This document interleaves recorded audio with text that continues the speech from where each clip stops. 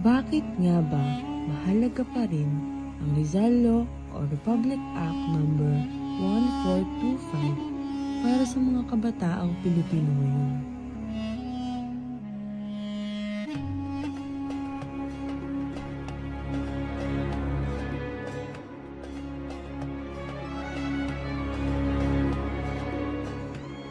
Noong 12 ng Hunyo, taong 1956,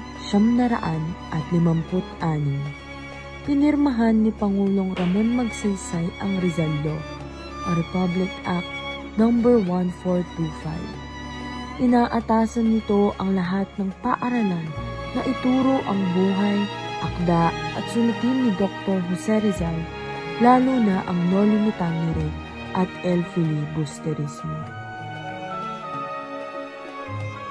Una, sa Section 1, kailangang gamitin ang orihinal o unexpurgated na edisyon ng Noli at Fili, o kaya'y ang English translation bilang primary text sa kolehiyo.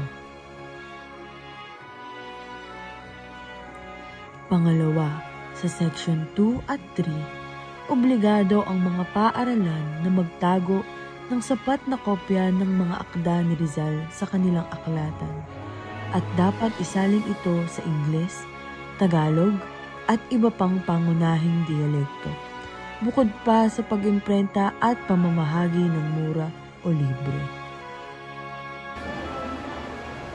Sa panahon ng fake news, mahalagang alam natin ang ating kasaysayan.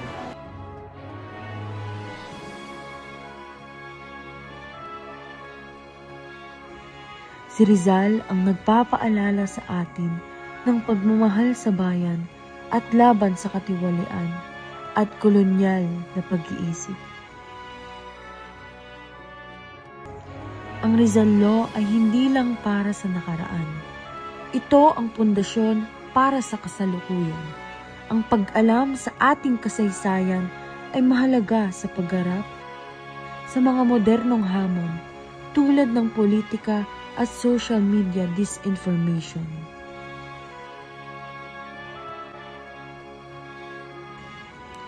Laong laan, laging handa, di masalang, di matitinag.